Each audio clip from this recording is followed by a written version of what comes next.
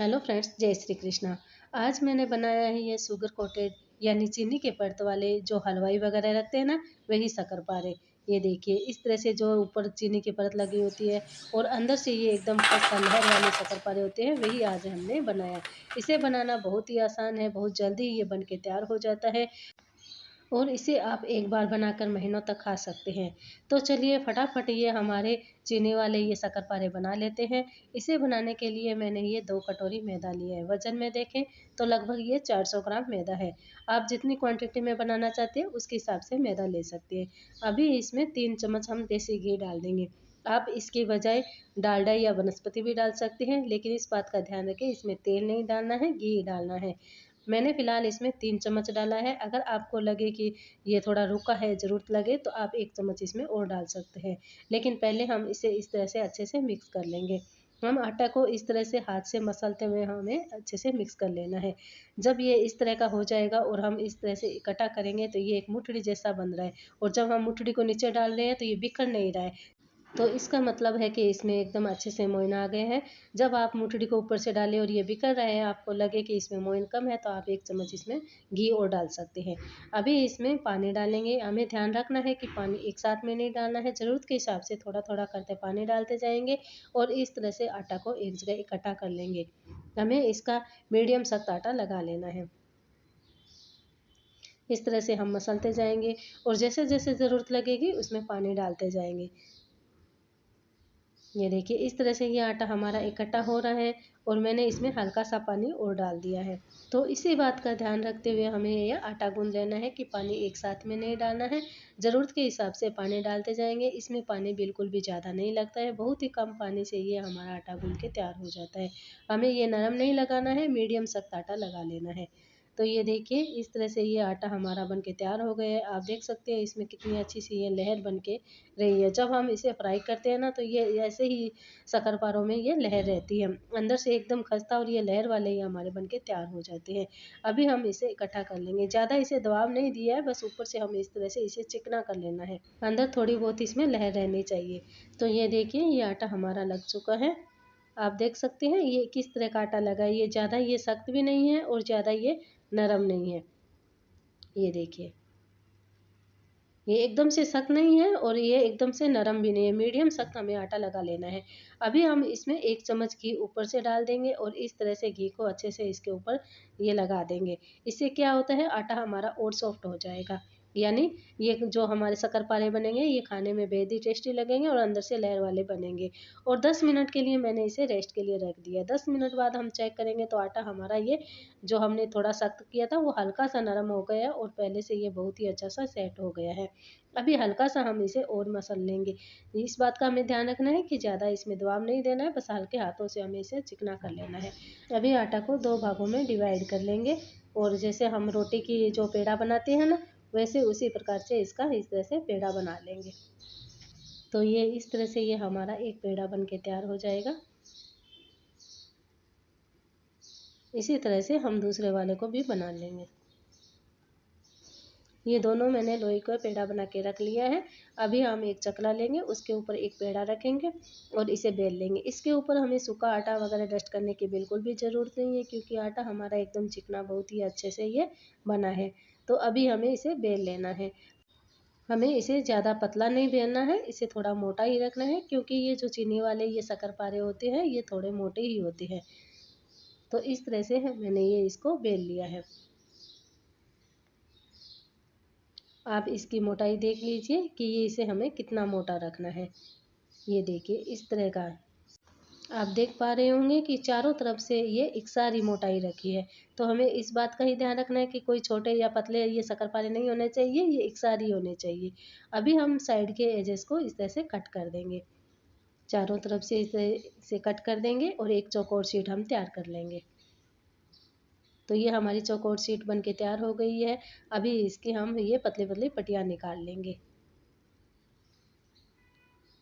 इस तरह से हम इसके पहले ये पट्टियाँ निकाल लेंगे और फिर हम इसके शेप दे देंगे। इस तरह से हम थोड़ा सा लंबाई में लेते हुए, हमें चौकोर नहीं करना है, इसे थोड़ा सा लंबाई में लेना है। इस तरह से ये हमारे ये कट के तैयार हो जाएंगे।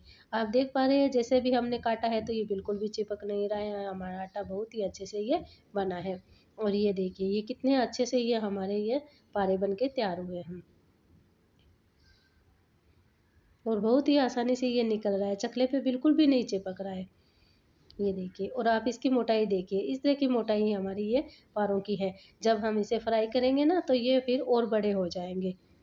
अभी इसे हम एक प्लेट में निकाल लेते हैं। आप इस तरह से चाकू की मदद से भी आप इसे हटा सकते हैं, ये बहुत ही आसानी से ये इस तरह से निकल जाएंगे और इसे एक प्लेट में डालते जाएंगे। तो इसी तरह से हम सारे ये पारों को बना लेंगे। जो बाकी दूसरा बचा था उसको अभी मैंने इस तरह से बेल लिया है और इसको भी हम जो पहले बेला था उसी की मोटाई में हमने इसे अच्छे से बेल लिया है और साइड के एजेस को कट करके एक चौकोर शीट तैयार कर लेंगे और फिर उसी तरह से पहले छोटी छोटी पट्टियाँ निकालेंगे और फिर साइड के भी इस तरह से कट मार देंगे। इसे थोड़ा सा लंबाई में इस तरह से पारों को कट कर लेंगे। तो ये हमारे सारे पारे कट होके तैयार हो चुके हैं। आप देख सकते हैं ये दूसरा बेच के भी हमारे बहुत ही अच्छे कट हो गए हैं और जो साइड के एजेस निकाले थे यानी साइड के एजेस से जो आटा बचा था उसको भी हम इस तरह से एक पेड़ा बना लेंगे और फिर हम इसको बेलकर वापस इसका भी हम इस तरह से ये पारे बना लेंगे। तो अभी हम इसे फ्राई करेंगे। तो ये सारे हमारे पारे बन चुके हैं और इधर हमारा तेल भी गर्म हो चुका है। सबसे पहले हम इसे चेक करेंगे, थोड़ा सा आटे का हिस्सा डालेंगे और आप देख सकते हो इसमें बबल्स आने लगे हैं। तो ये तेल हमारा एकदम अच्छे से ये गरम हो चुका है। हमें इसी तरह का तेल गरम करना है, ज़्यादा गरम नहीं करना। अगर ज़्यादा गरम कर लेंगे ना तो ये पारे ये ऊपर से ये कलर आ जाएगा, ऊपर से पक जाएंगे लेकिन अंदर से ये आटा जैसा कच्चा रह जाएगा। तो इसी बात का हमें ध्यान रखना है, आंच को मीडियम टू लो रखना है और फिर इस तरह से हम पारों को डाल देंगे। थोड़ा सा कढ़ाई में स्पेस रखेंगे और हल्का सा इस तरह से हम मीडियम आंच पर पकने देंगे। जैसे जैसे ये पकता जाएगा ये ऊपर आता रहेगा। आप बीच में इस तरह से चम्मच डालकर हल्का सा इसे हिला भी सकते हैं। इससे क्या ये एक जगह चिपकेंगे नहीं यानी नीचे से ही नहीं जलेंगे। आप देख पा रहे होंगे कि जैसे जैसे ये पक रहा है ये ऊपर आ रहे हैं एक एक करके। ये जो नीचे आप बीच में देख पा रहे होंगे कि बीच में ये बैठा हुआ है लेकिन जैसे जैसे पक रहा है ये सारे पारे हमारे ये देखिए ऊपर आ रहे हैं। तो इसी तरह से जब ये ऊपर तैरने लगे तो फिर हमें इसे हिलाते हुए अच्छे से पका लेना है, लेकिन आंच को हम मीडियम टू लो रख के ही पकाना है। जब ये धीरे धीरे आंच पे इस तरह से पकेंगे ना तो हल्का हल्का ऊपर इसका कलर आने लगेगा और अंदर से ये एकदम क्रिस्पी खस्ता ये लहर वाले ये हमारे शक्करपारे बन जाएंगे। जैसे जैसे धीरे पकने पे इसमें बहुत ही अच्छी लहर आती है और अगर आंच को तेज कर देंगे तो ऊपर से तो ये एकदम पक जाएंगे लेकिन अंदर से एकदम खाने में ऐसा लगेगा जैसे आटा है। तो इसी बात का हमें ध्यान रखते हुए इसे इस तरह से हमें फ्राई कर लेना है। इसे कम से कम 5 से 7 मिनट आराम से लग सकता है एक बैच को फ्राई करने के लिए। और इस तरह का लाइट कलर आने तक हमें इसे फ्राई करना है। इसे डार्क नहीं करना, इस तरह से हल्का सा लाइट बादामी कलर आ जाए हमें फ्राई कर लेना है। तो ये देखिए ये हमारा एक बैच बिल्कुल अच्छे से ये फ्राई हो चुका है। आप देख सकते हैं इसमें बहुत ही प्यारा सा कलर आ चुका है। इसमें हमने बिल्कुल भी डार्क नहीं किया और अंदर से ये बहुत ही अच्छे से पक चुका है। अभी तेल को हल्का सा फिर से गर्म कर लेंगे और फिर आंच को हम मीडियम टू लो कर देंगे और बाकी के बचे हुए भी इसमें डाल देंगे और फिर बीच में हम इस तरह से चम्मच चला देंगे ताकि ये नीचे जले नहीं और धीरे धीरे ये पकते हुए ये ऊपर तैरने लगेंगे।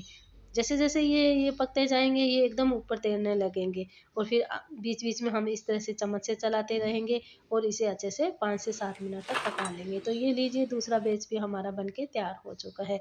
इसी तरह से मैंने ये सारे पारों को ये फ्राई कर लिया है। ये सारे पारे हमारे बहुत ही अच्छे से ये फ्राई हो चुका है। ये बहुत ही खस्ता है और पहले से ये थोड़े से बड़े भी हो गए। आपने देखा होगा ना साइज में ये बड़े हो गए हैं और ये एकदम खस्ता ये बनके तैयार हुए। ये देखिए ये ऊपर से खस्ता और अंदर से ये एकदम इस तरह से लहर वाले और ये एकदम ये ऐसे चूरा हो जाता है। खाने में ये बेहद ही टेस्टी लगता है। आप इसे ऐसे भी खा सकते हैं। इसमें आप थोड़ा सा नमक डालकर अगर आप बनाओगे ना तो इसे ऐसे भी खा सकते हैं। अभी हम चाशनी बनाएंगे तो इसके लिए मैंने 1.5 कटोरी चीनी ली है और आधा कटोरी हम इसमें पानी डालेंगे। अगर आपको चाशनी की परत यानी जो चीनी है उसकी परत ज़्यादा चाहिए तो जितना आपने मैदा लिया यानी 2 कटोरी मैदा लिया है तो 2 कटोरी आप चीनी ले सकते हैं। या अगर थोड़ा कम चाहिए तो आप चीनी की क्वांटिटी कम कर सकते हैं। मैंने इसमें 1.5 कटोरी लिया है, आप बराबर भी ले सकते हैं। अभी चीनी को हम इसके अंदर अच्छे से घुलने देंगे, चम्मच से इस तरह से हिला देंगे और पानी में अच्छे से बॉयल आने लगा है तो ये हमारी चाशनी बन रही है। तो चाशनी को हमें एक तार से हल्का सा ऊपर बनाना है इस तरह से हम आँच को तेज़ कर देंगे और चलाते रहेंगे। अगर आपको लगे कि आपकी चीनी गंदी है तो आप इसमें यानी उसमें मैल वगैरह आ रहा है, ऊपर कालापन आ रहा है, तो आप इसमें हल्का-सा नींबू का रस या कच्चा दूध डालकर आप उसे हटा सकते हैं। ये चाशनी हमारी किस तरह की बनानी है इसे आप चेक भी कर सकते हैं। इस तरह से चम्मच को ऊपर से ये इस तरह से करेंगे ना तो इसमें बूंदे गिर रही है, तो आप इसे चेक कर सकते हैं अभी ये बनी नहीं है। फिर से हम इसे थोड़ा और पका लेंगे। फिर हम इसे चेक करेंगे तो आप इसे देखेंगे कि ये इस तरह से ये तार सा गिरने लगा है, ये एक तार गिर रहा है। आप इस चम्मच को आप ध्यान से देखिए कि ये इस तरह से आप ऊपर गिराओगे तो ये पहले बूंद सी गिर रही है, इस तरह से ये एक तार बनने लगा है। ये आपको लग रहा होगा ना, ये इस तरह से एक तार बन रहा है। बस इसी तरह का हमें तैयार कर लेना है। बस अभी आँच को हमें बंद नहीं करना है, आँच को हम धीमा कर देंगे। और फ्लेवर के लिए मैंने इसमें थोड़ा-सा रोज़ वाटर डाला है। आप चाहो तो इसमें इलायची पाउडर भी डाल सकते हैं और इसे अच्छे से मिक्स कर देंगे। अभी आँच को मैंने धीमा ही रखा है और फिर जो हमने पारे बना के रखे थे ना, वो सारे पारे इसके अंदर डाल देंगे और इसे हम मिक्स कर लेंगे। इस तरह से हम अच्छे से इसमें मिक्स कर लेंगे। जैसे-जैसे हम मिक्स करते जाएँगे ना, ये चीनी सूखती जाएगी, क्योंकि एक तार की चाशनी हमारी बन चुकी है और आँच भी हमारा धीमा है, तो एक तार से हल्की सी ऊपर की चाशनी ही हमें चाहिए। तो आप देख पा रहे होंगे कि जैसे-जैसे हम हिला रहे हैं, तो ये चीनी का कलर भी एकदम सफ़ेद जैसा हो रहा है और ये गाढ़ी होती जा रही है, यानी ये सूख रही है। जब आपको लगे कि ये इस तरह से ये चलाने में टाइट हो रहा है और ये पहले से सूख रही है, तब आप आँच को एकदम से बंद कर दें। और गरम-गरम गैस पे ही रखें और गरम-गरम में ही आप इस तरह से मिलाते रहें। तो आप देख पा रहे होंगे कि इसमें चीनी की कोटिंग बहुत ही अच्छे से आ रही है। लेकिन इस बात का आप ध्यान रखें कि इसे आप हल्के हाथों से मिलाएँ, नहीं तो जो चीनी की कोटिंग लग रही है ना, वो चीनी इसके ऊपर से उतर जाएगी और ये इसके ऊपर प्रॉपर नहीं लगेगी। तो हल्के-हल्के हाथों से इसे मिक्स कर लेना है। जैसे-जैसे हम मिक्स कर रहे हैं, इसके ऊपर ये चीनी लग रही है और ये गाढ़ी हो रही है। तो ये देखिए, आप देख पा रहे होंगे ना ये कितने अच्छे एकदम जो बाज़ार से होटल वगैरह से लाते हैं ना, वैसे ही ये पारे हमारे बनके तैयार हुए हैं। ये खाने में बेहद ही टेस्टी लगते हैं, एकदम क्रिस्पी ये हमारे ये शक्करपारे बनके तैयार हो चुके हैं। तो ये देखिए सभी पारों पे बहुत ही अच्छी सी ये कोटिंग आ चुकी है। ये देखिए, अभी ये हल्के से इसमें ये चिपक जाते हैं, लेकिन जब ये ठंडे हो जाएँगे ना तो एक-एक ये अलग-अलग हो जाएँगे। अभी बहुत ही ये गरम है। और चीनी की परत आप देख पा रहे होंगे कि ये कितनी अच्छे से लगी है। अभी इसे एकदम अच्छे से ठंडे होने देंगे। जब ठंडे हो जाएँगे ना तो ये सारे अलग-अलग पारे हो जाएँगे और ऊपर से ये क्रिस्पी हो जाएँगे। ये इस तरह की मैंने ये चीनी की परत लगाई है। अगर आपको चाहिए कि ये चीनी की परत और ज़्यादा है तो आप इससे ज़्यादा चीनी लेकर और इसमें एकदम सफ़ेद वाली ये परत बना सकते हैं। जैसे कई-कई पारों में बाज़ार से लाते हैं तो बहुत ज़्यादा इसमें ये कोटिंग होती है। तो ये देखिए मैंने इसे ठंडा कर लिया और ठंडे करने के बाद में ये एकदम ये खस्ता ये हमारे लहर वाले और शक्करपारे बनके तैयार हो गए हैं। इसमें ये कोटिंग भी बहुत ही अच्छे से आ गई है। तो ये लीजिए ये हमारे शुगर कोटेड चीनी की परत वाले ये शक्करपारे बनके तैयार हो गए हैं। एकदम ये मार्केट जैसे लग रहे हैं और खाने में भी ये बेहद ही टेस्टी हैं। तो आप इसे एक बार बनाकर महीनों तक आप इसे आराम से खा सकते हैं। मैं आपको एक तोड़ के दिखाती हूँ। ये ऊपर से एकदम क्रिस्पी और अंदर से आप देख पा रहे होंगे कि इसमें कितनी अच्छी सी ये लहर है, एकदम जाली सी ये गिर जाती है। तो आपको ये शक्करपारे कैसे लगे मुझे कमेंट में ज़रूर बताएं और हाँ अभी तक चैनल को सब्सक्राइब नहीं किए तो प्लीज़ सब्सक्राइब कीजिए, पास वाली घंटी को ज़रूर दबाएं जिससे आगे आने वाली वीडियो की नोटिफिकेशन आपको सबसे पहले मिलती रहे। मिलते हैं नेक्स्ट वीडियो में, तब तक आप सबको राधे राधे।